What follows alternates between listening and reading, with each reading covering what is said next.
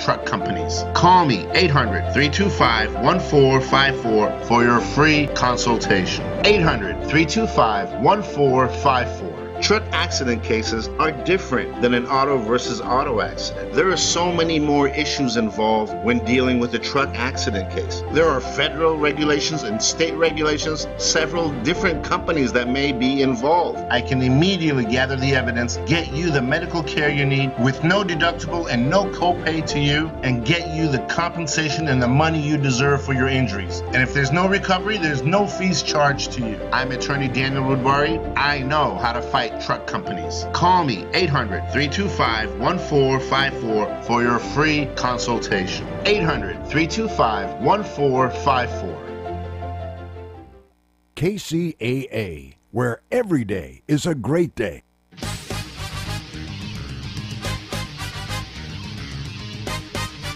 And now, ladies and gentlemen, it's time for the greatest real estate investment show ever.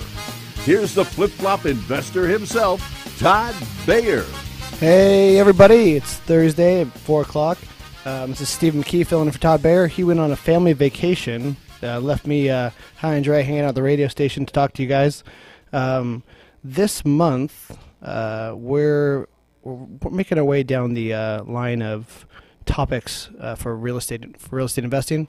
And I believe this month we're moving into offering, but I kind of want to go on to something else. Since I'm sitting here by myself and I'm running through my notes, I want to talk about, what's going on in the market. We don't talk much about prediction, like what's happening. I guess the way to say it is most people like to try and predict the future of the real estate market, but the truth is there really is no crystal ball.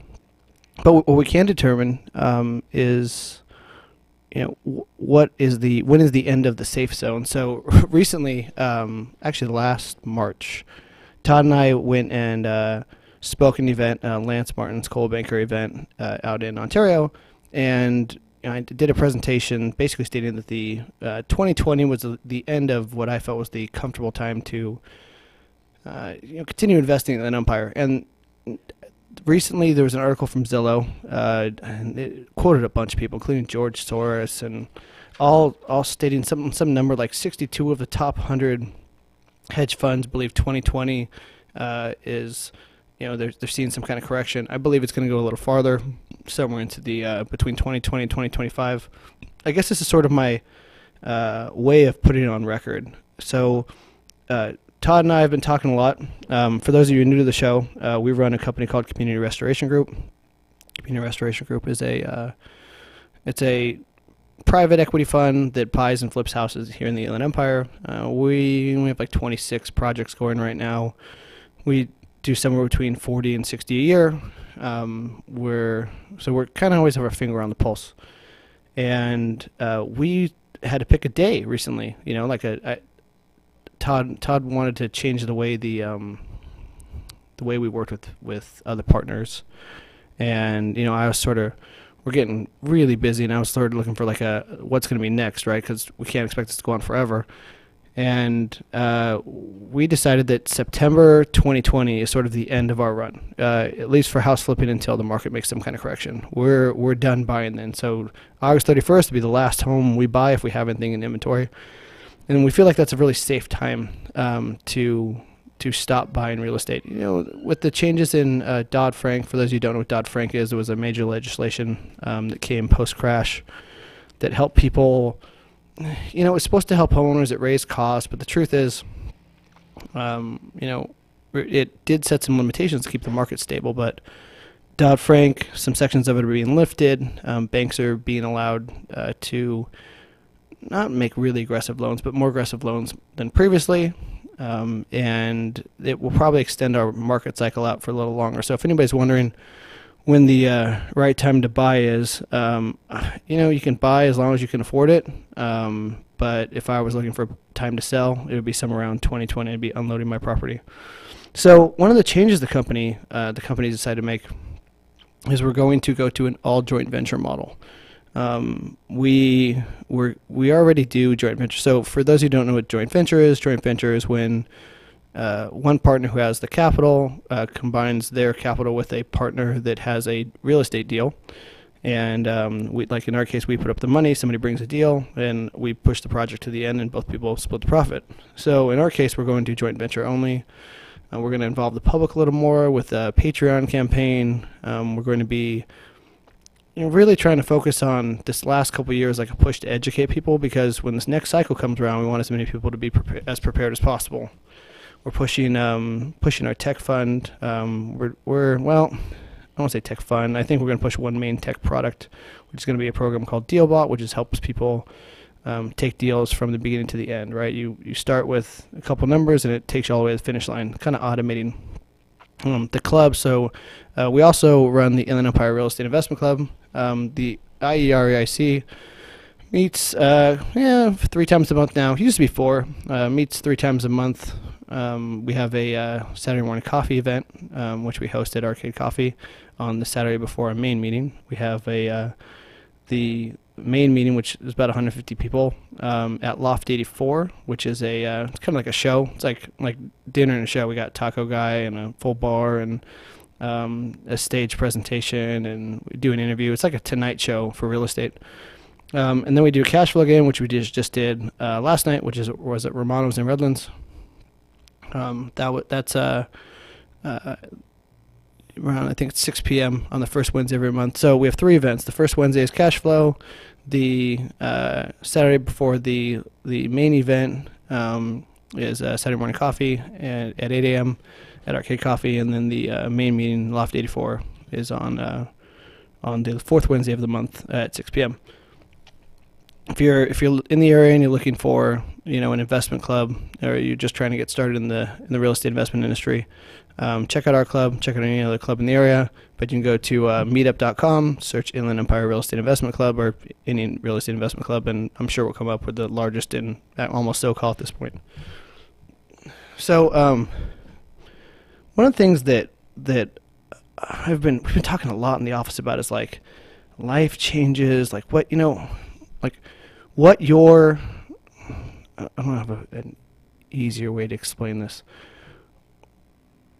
what your expectations are, what your goals are, versus what you're actually doing on a daily basis. So on a daily basis, we work really hard. We have a good team, buy a lot of property, and lately we've been working like crazy hours and sort of and missing like a lot of the fun. And so Todd's on vacation now. I just got back from a 6-day vacation to the river, and I kind of felt like there's a better way, a better way to have a more balanced life. And the truth is, I think, and Todd and I have just spoke about this recently, I believe that no one should really flip more than 6 to 12 homes a year. I mean, you do more than one a month, and your life is sort of monopolized by it. You got to start hiring staff.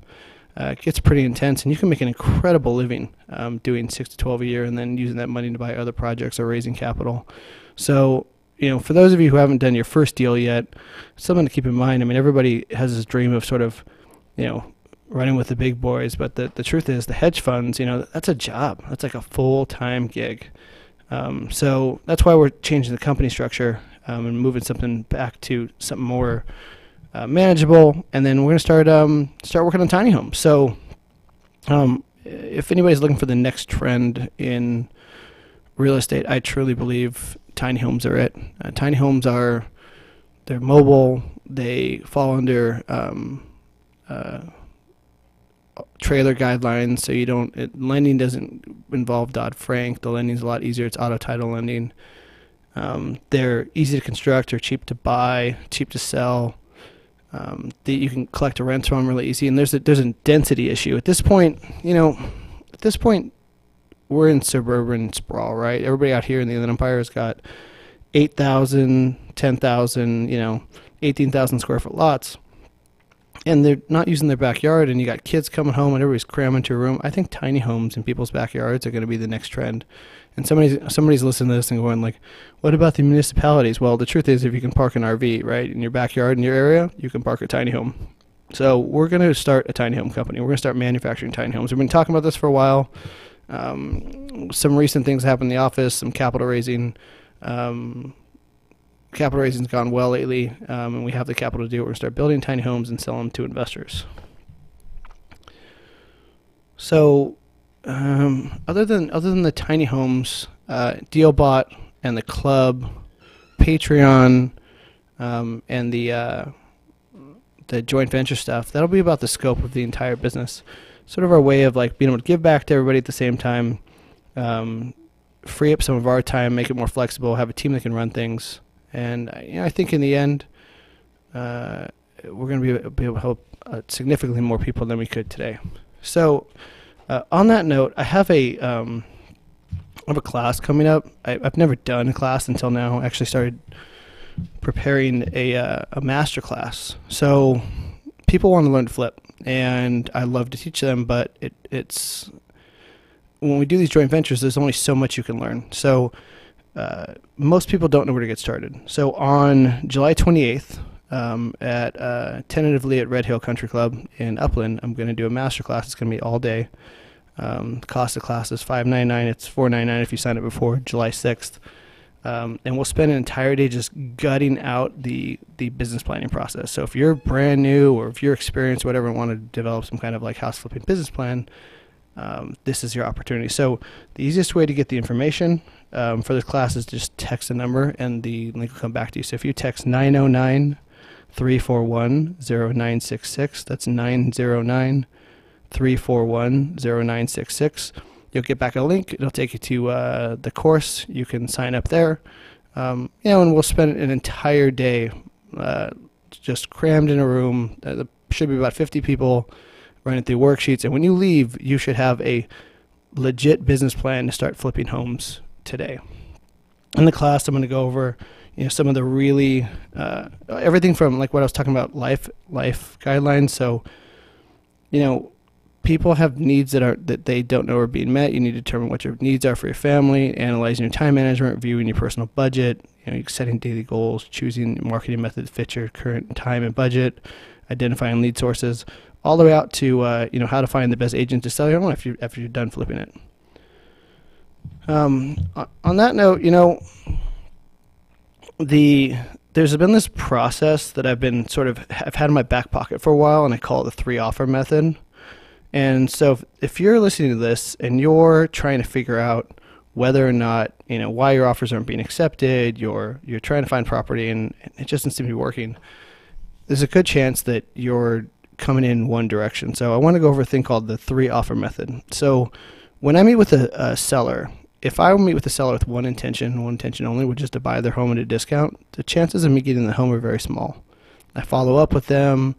If their circumstances are right, 1 out of every 100 or 1 out of every 50 people will sell me their home. But the truth is, a lot of us are leaving money on the table. We're not considering that every time you meet with someone, you should be selling them on something, right? They told you they need to sell their home, or you you identified a reason they should sell their home, and these people need some kind of help, right?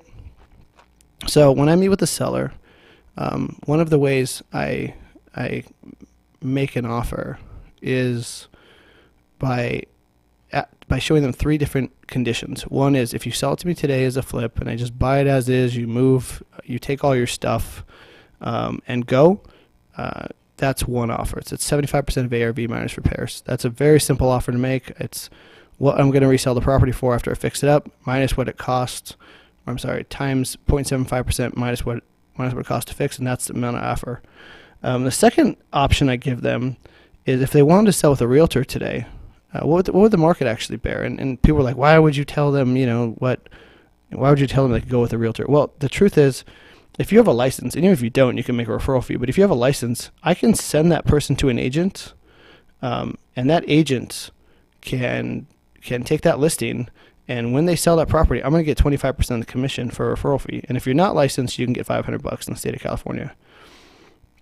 On the other side, you can sort of show them, and that gives you can look at that. That's essentially an offer, right? Because you can show them what their net is. They can see right in front of their face what their other options are. The third one is, what if they fix it up themselves, right? Some people have the income to fix it up themselves, or they believe they're going to, and then they have a different net, and that net return may be higher, and you want to talk to them about that. So you would say, this is what construction costs would be. If you list it with an agent, I can refer you to one when you're done. Here's what your return will be. And now these people have 3 offers sitting in front of them, right? They have the amount you could pay today, which is 2-week money, right? You're going to receive that money in 2 weeks or less. The amount they would make if they listed with an agent, that's 90 to 120 day money, right? Depending on sense of urgency. And one of the caveats to that is you tell the agent that if the amount they're going to take or the amount they're going to net is less than the amount you would have offered, you get the property back and you get to buy it. It could sit on the market for a while, and then the agent kills the listing because they couldn't get more than the amount you're willing to pay. And the third option, rehab it themselves, is somewhere around 180 days to a year, depending on how qualified they are, how good they are at this. And you can sit in front of a seller and show them all these ways of selling, and they're going to pick one. And the truth is, when they're done, when they've reviewed all the offers, they're going to pick one of them. They're going to say, I want this one, right? But what you're essentially saying is these are your only options. So really, at this point, it's just a matter of you following up and figure out which option they're going to choose. But worst case scenario, you send it to an agent and you get a referral fee. Best case scenario, it comes back and you get a deal. Looking at our list, we had offer, negotiate, and then purchase. So purchasing properties is our next category for the month. Is actually what it was. I got to be honest. There's a giant field of junk in the purchase process that people should consider. I guess I'll run down, since I'm sitting here talking to myself, I'll run down the purchase process we go through. It's a 14-day process to buy, so you can kind of get an idea of what to expect throughout the process. So let's say the scariest thing happens, right? That you get an offer accepted. Because it seems like every time I talk to people, they're like, well, what if they say yes?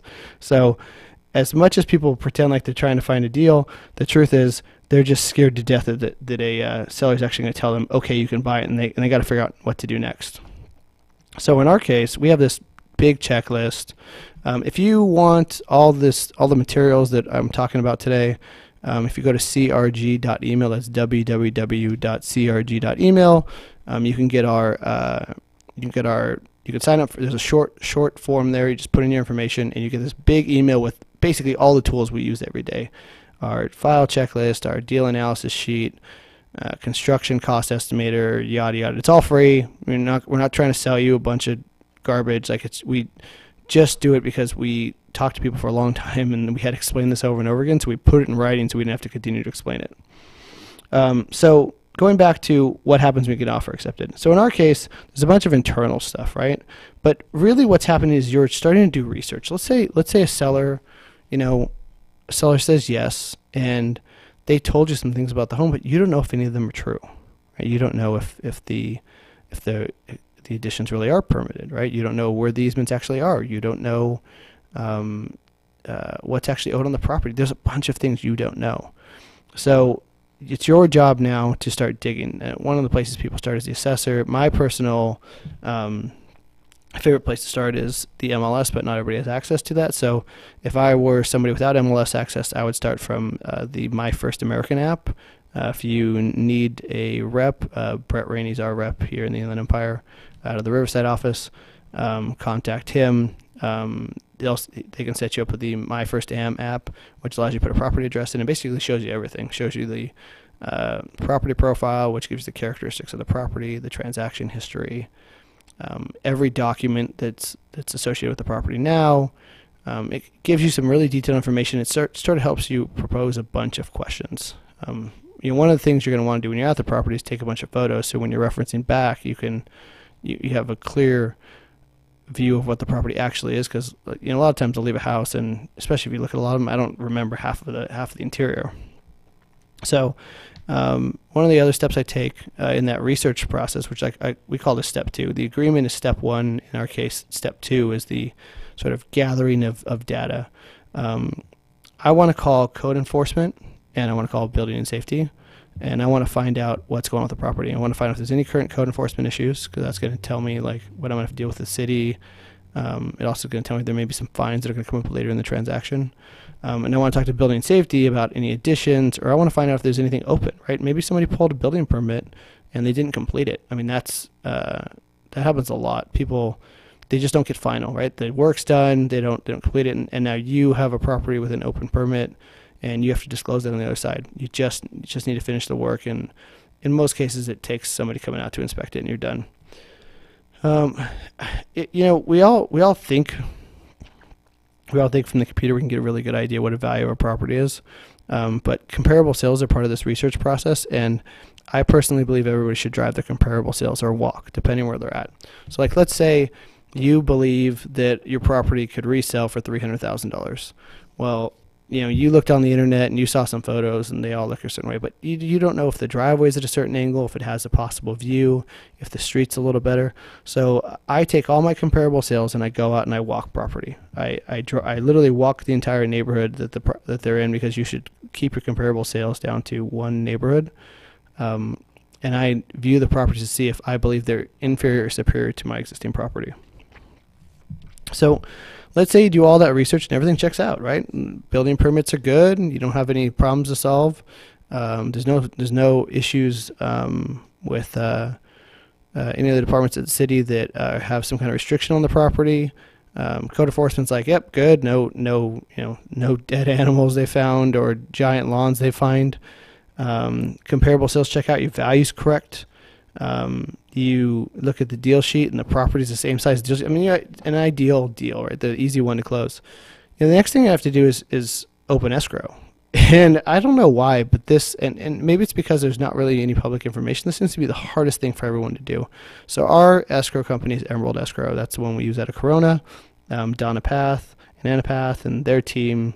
Everybody over there is really awesome. They make it easy. We just call and say, I need to open escrow, and they tell us what they need from us. In most cases, just the contract, and if there's no agent involved, that's all they need to draft escrow instructions, minus a deposit if that's the case. So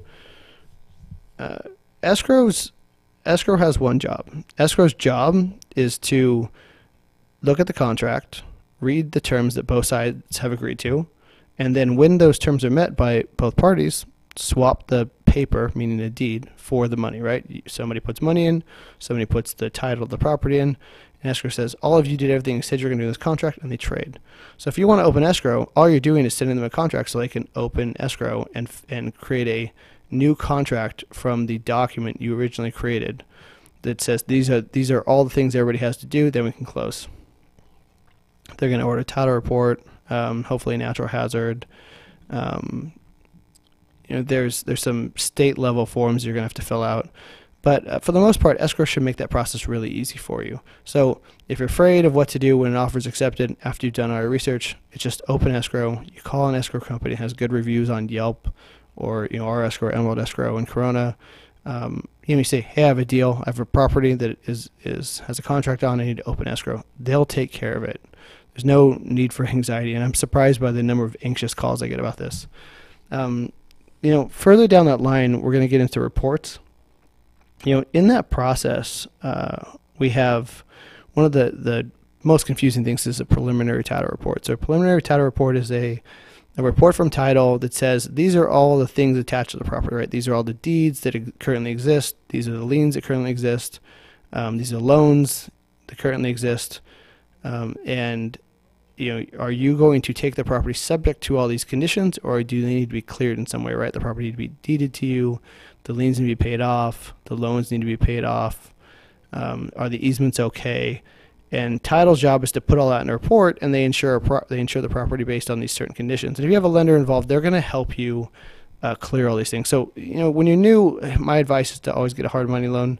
Everybody says, oh, no, hard money. No, legitimately get a hard money loan, because your hard money lender is going to look out for you. If you go to a good escrow company and you have a good hard money lender, chances are 90% of the time you're going to get exactly what you expect from the property. A lot of people try and partner when they're brand new are the ones who end up having issues. They find a family friend that has some money, that has no real estate experience, and they get stuck with some weird thing on the property they didn't know because no one was protecting them throughout the process.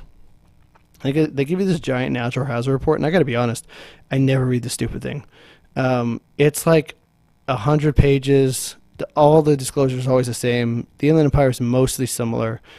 But you do want to look at like floodplain issues, fire zone issues, supplemental property tax bill, or special assessments actually. So one of the things that people, you hear people say Melrose. So people said Melrose a lot during the cycle, the 2000s cycle.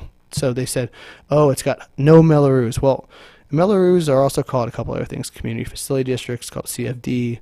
They're essentially a bond that is attached to the property that you have to pay off over time. So let's say you want to build a school and the builder doesn't want to build the school. They're going to build the school and then make everybody who buys a home from them pay for it through this bond. And it's essentially, it's like a tax for 25 years, 20 to 30, and they make you pay it over time. Well, these things can add up. I mean, I saw a KB track in Paris that had $6,000 a year in special assessments, which means that if you're a buyer buying at $200,000, right, and you think you're gonna have a $1,200 payment, guess what? You actually have, a $1,700 payment by adding that $500 a month. That's $6,000, divided by the 12 in payments because taxes. But the builders don't disclose them really well. So when you're going to sell when you're buying a property and you're planning on reselling it, you need to understand what the tax position is of that property, so that because a buyer is going to look for that, right? You're going to put the property up for sale, and you're like, why is my tract selling for,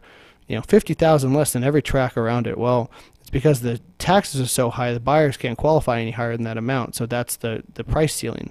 So special assessments is a really important part of that natural hazard and special assessment disclosure. HOA info. HOAs are notoriously slow.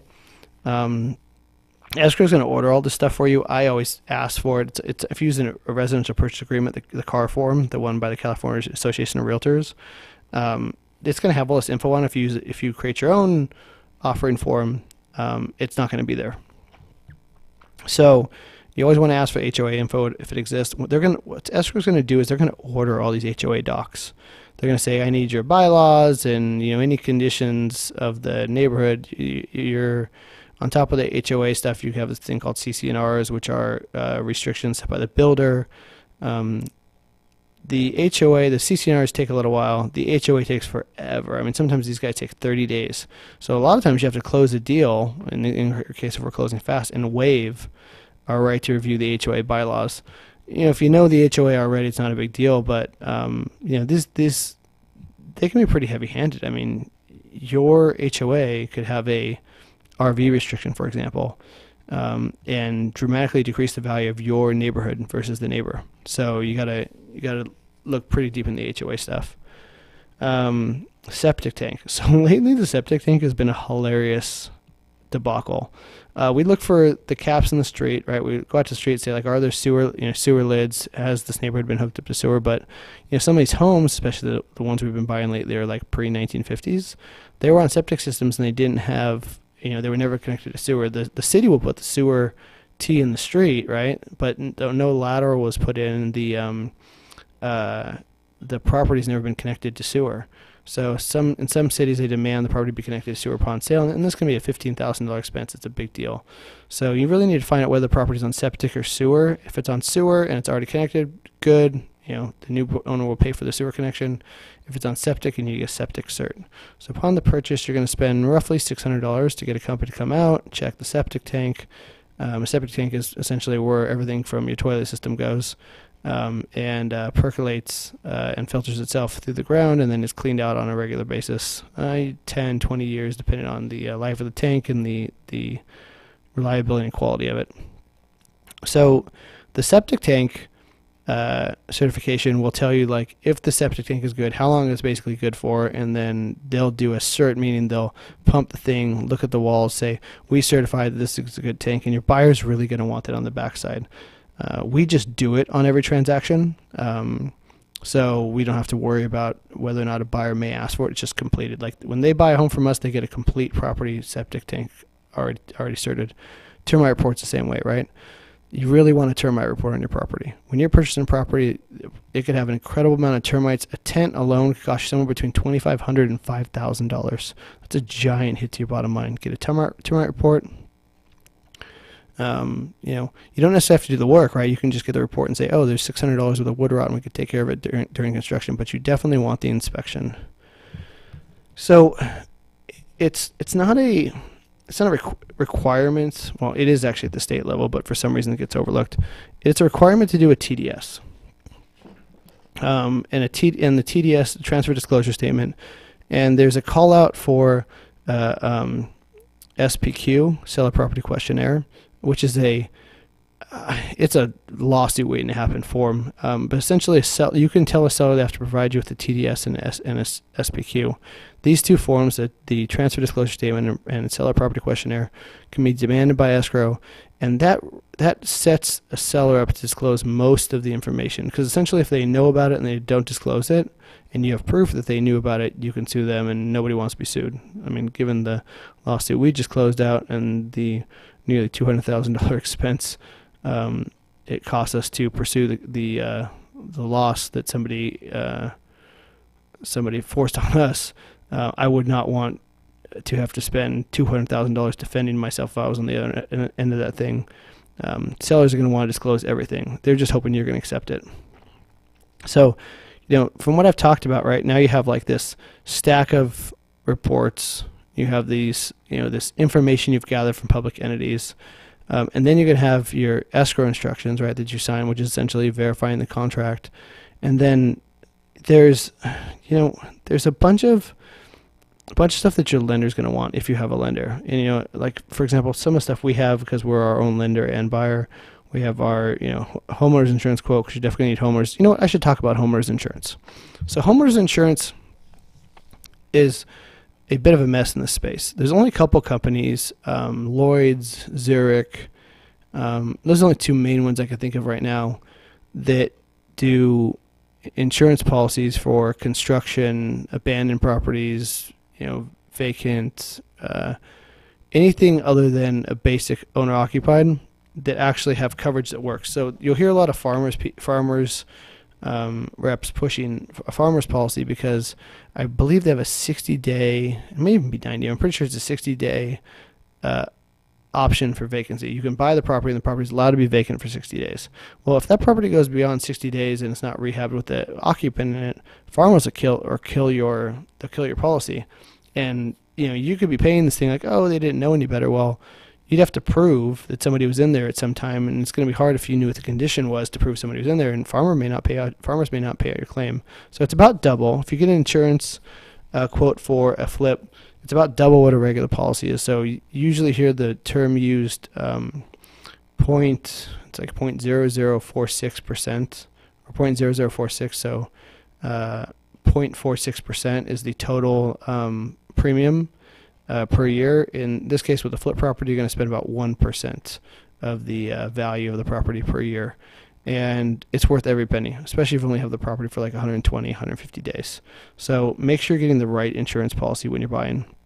And your lender's going to force that. Sometimes they'll force you into a pool. We used to do that. We used to force people into our policy because we knew our policy was superior to everything out there. In our case, Todd's dad was a senior underwriter for Travelers forever. Well, he's a bunch of positions, but he really knew the business, and he could look at our policy and say, these are all the holes you need to plug to make sure you're covered. You're going to have all your security agreement documents, deed of trust, note, all the stuff that the lender's going to require of you, and they're going to ask for all kinds of stuff that I probably don't even have here. And so if you've done all your research, you got your contract locked up, you've signed your escrow instructions and any other forms they need, and everything looks good, you're good to close. I mean, there's not much else to do, right? I say not much else as if the file isn't 200 pages long.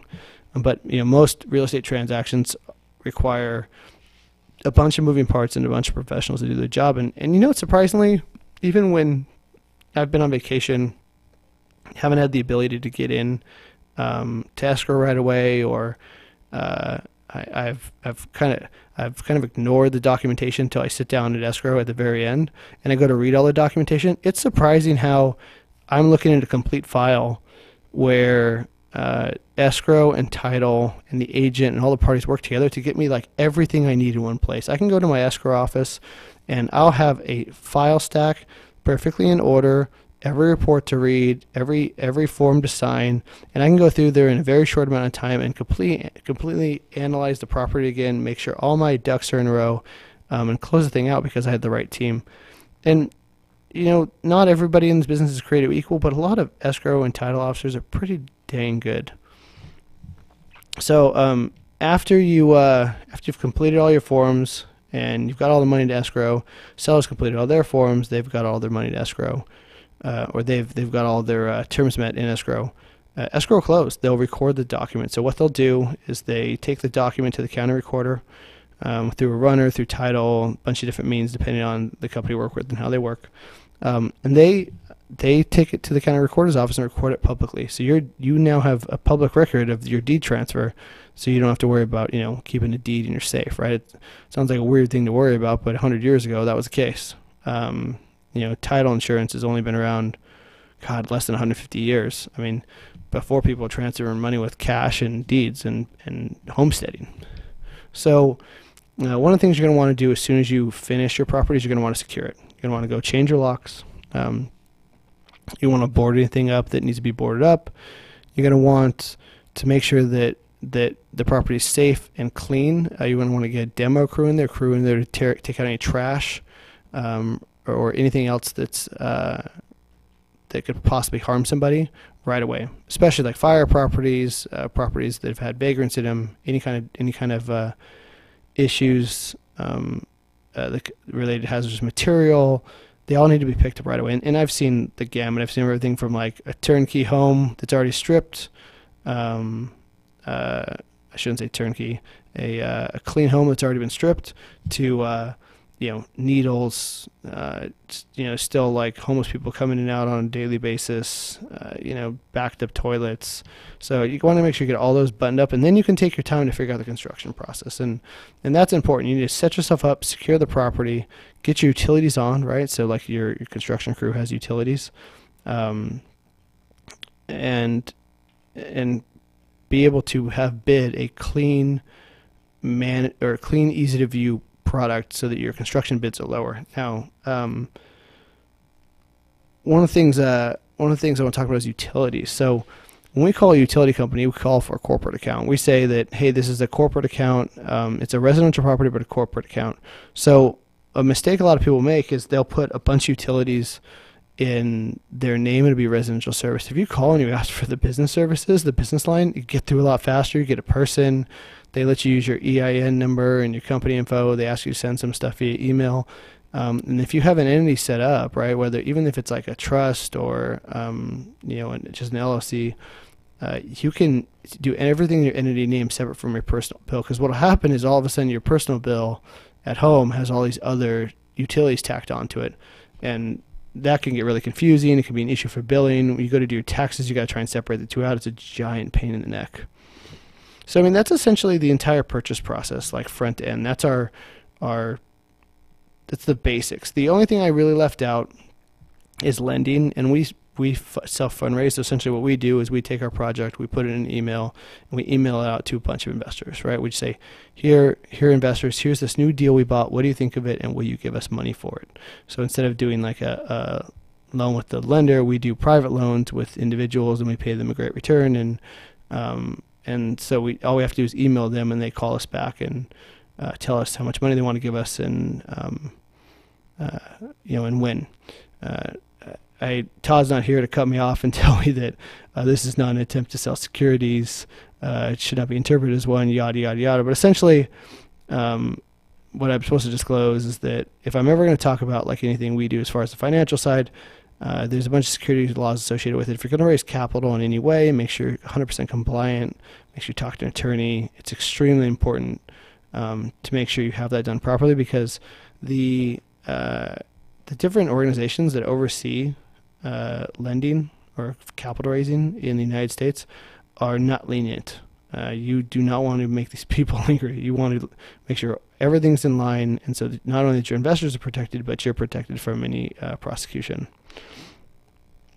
So when we get to the point where we're finishing up an escrow transaction, we're usually cleaning up a file. And so one of the very last things you want to do before you close that transaction is you want to clean up your file. You want to have a reasonable checklist. And if you haven't read the checklist manifesto, I suggest you do. You want to have a checklist of exactly what you need and what is expected on every file, and make sure all of those things are there, right? You want to make sure all of those items are in, they're accounted for, the reports have been viewed, and now you feel comfortable closing your transaction, and you are 100% protected. So on the real estate management side, next month we're well, I don't know who we're gonna for guest. Todd knows better than I do because he's not here, but throughout the month we'll have more people talking about the purchasing process. I'm sure they're gonna have great horror stories associated with it. I have a feeling that's the majority. Matter of fact, that's exactly who I should have on this month. This month should be just the horror stories of purchasing property, because I find those absolutely fascinating.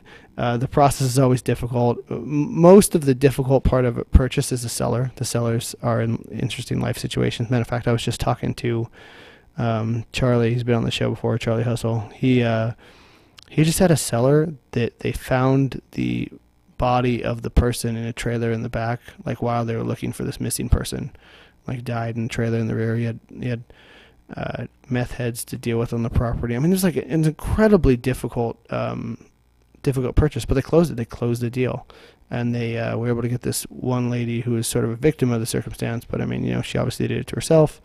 A chunk of cash, and they were able to take the property off her hands and secure this lady's, like, she was elderly, secure her future.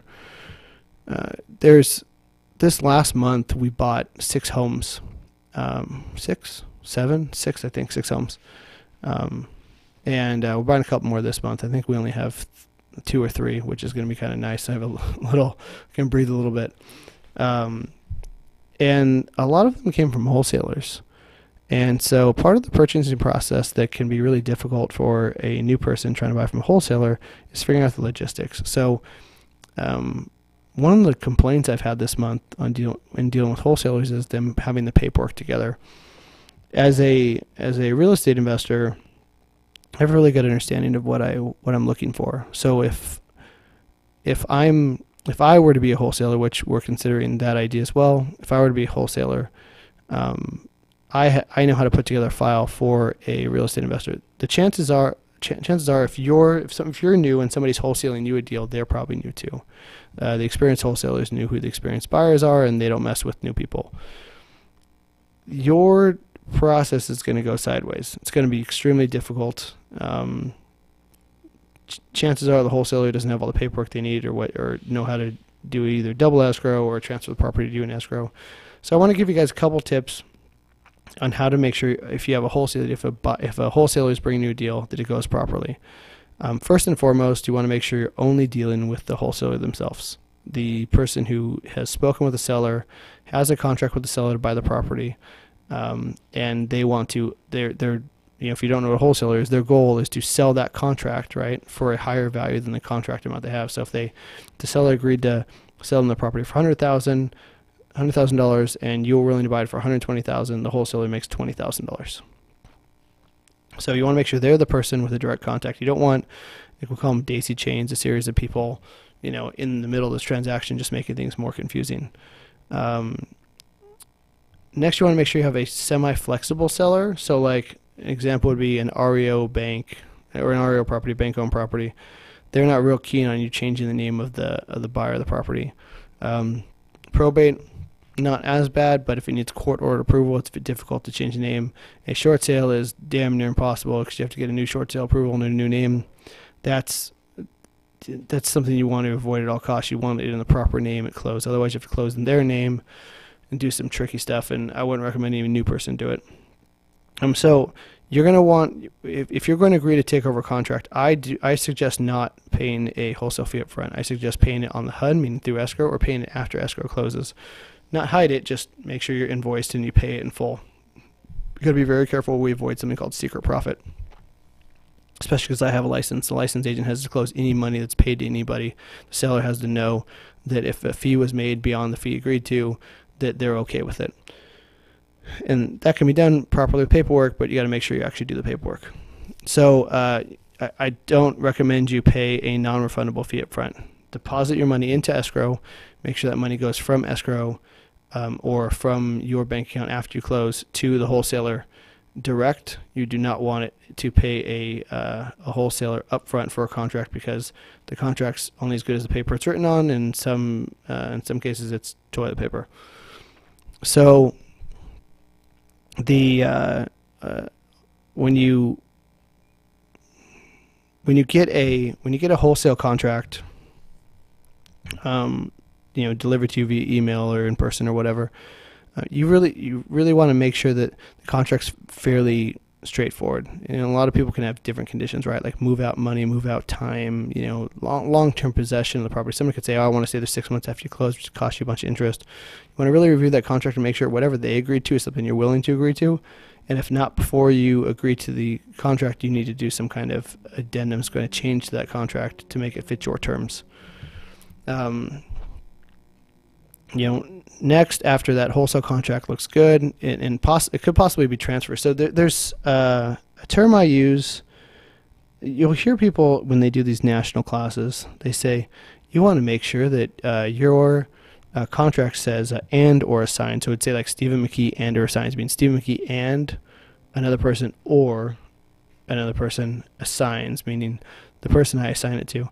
Agents, sellers, people have really gotten like leery of this term because it's typically a term associated with inexperienced wholesalers. So you want to use it. The term I use is or an entity of my choosing. So Stephen McKee or an entity of my choosing. In our case, we say community restoration group or an entity of our choosing. By doing that, I'm explaining to the seller, like, look, we have multiple partners.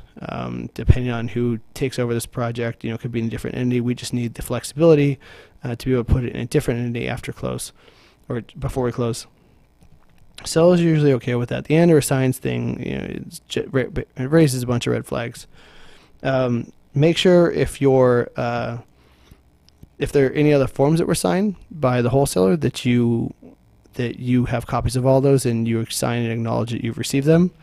And I guess lastly would be there's a point in which escrow will have you take over. You want to make sure that it's a clean break, right? Escrow says, here's this documentation. There's they draft an addendum, and the addendum says, the buyer used to be this person, now the buyer's this person. All parties agree to it, and it's transferred over, and there's no weird stuff in the middle.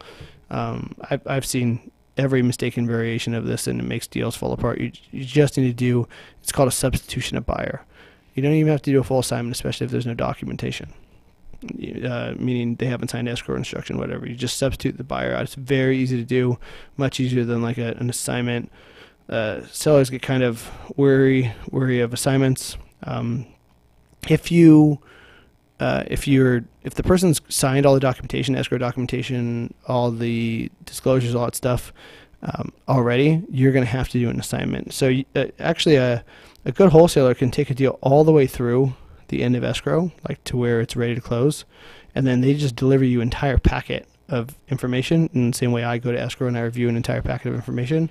And you can take over everything they had by signing one addendum saying, I accept all this documentation that was already signed, whether and it's a blanket statement. It says it's every piece of documentation. It won't call them out individually. So since we're getting towards the end of the hour, I want to go over this month's meeting. So, like I said earlier, if you just joined us, Todd and I run the Inland Empire Real Estate Investment Club. We have 3 meetings a month. The first meeting, which was the cash flow game, was last night at Romano's in Redlands at 6 o'clock. From what I understand, there was a little confusion in the door, but it ended up going really well. The next event we have for the month is June 23rd. That's our Saturday morning coffee event. That will be at 8 a.m. at Arcade Coffee in Riverside on Chicago. It's a pretty cool coffee shop. It says, I think, video time on the outside. It's a speakeasy style coffee shop, but great people, good environment. And so that's just a social. It's just a social event. You come, drink some coffee, meet people, talk about what you got going on in the business. If nothing, it's fine. Everybody just sort of shares their experience with each other. It's an open environment to get to know your peers. It's kind of like a support group for all of us crazy people that flip houses or buy real estate in any way. The main meeting, the big meeting, the one about 150 people go to with the largest network, is on Wednesday the 27th at Loft 84 in downtown Riverside. That'll start at 6 p.m. We'll have a taco guy all night. Well, it usually goes from about 6 till 10. We'll have a taco guy. So if you're hungry and coming after work, don't worry, we got you covered. We got a full bar. We got a bit of a stage show presentation. Todd and I do our best to not take it too seriously. The network is more important than the information.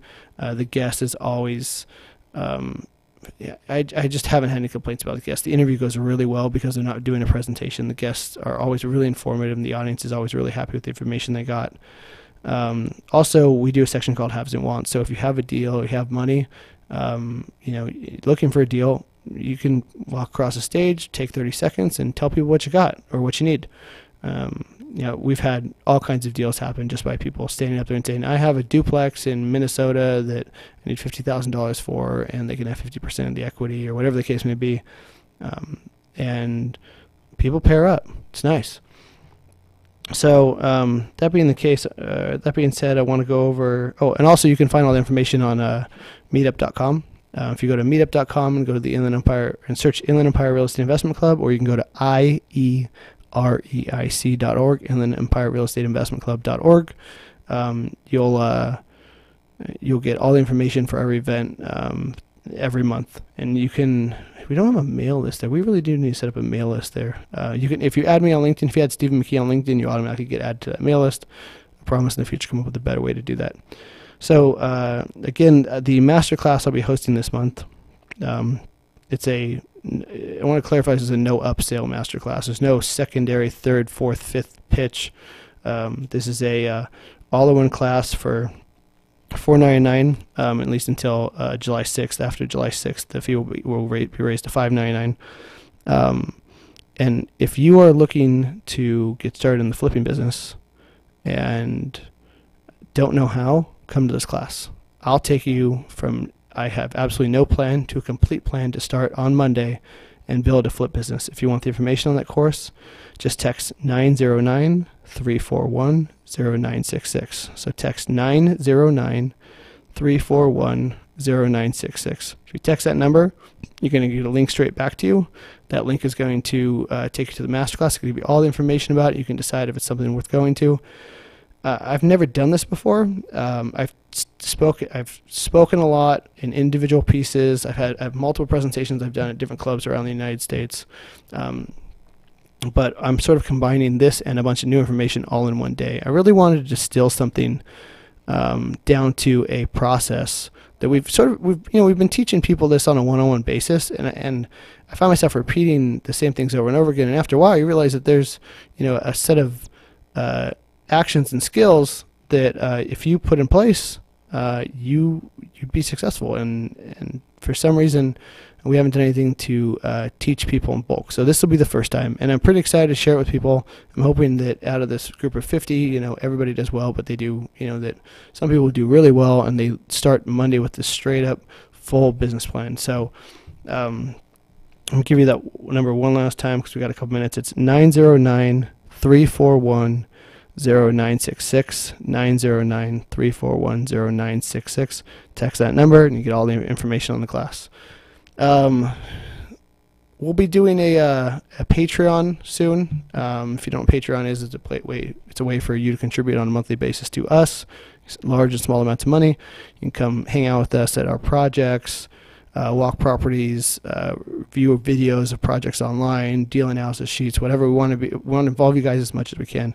So look for that soon. I'm sure Todd will be announcing it on the air or next month when I'm on.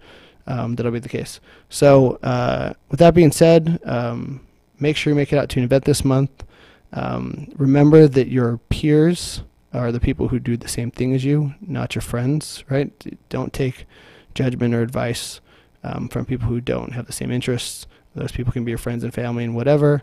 So try and keep in mind that the only people you want to be around, at least business-wise, are the ones who are doing the exact same thing as you. So our clubs, our events, people in our network, those people help and act as a support system. So make it out to the coffee, the club. I assure you won't regret it. That being said, thank you guys so much for joining me today. My name's Stephen McKee, filling in for Todd Bayer on the Flip Flop Investor Show.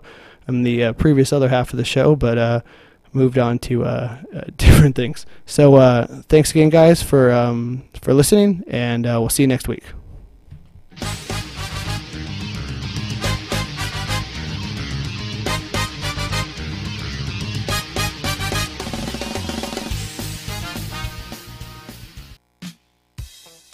Hi, this is Todd from the Flip Flop Investor Show. Join us every Thursday at 4 p.m. where we talk about real estate investments here in the Inland Empire. Before you go to a real estate seminar, come check out our Real Estate Investment Club that meets at the Mission Inn in Riverside every fourth Wednesday. Find out more on our weekly show at 4 p.m. Thursdays right here on KCAA 1050 AM 106.5.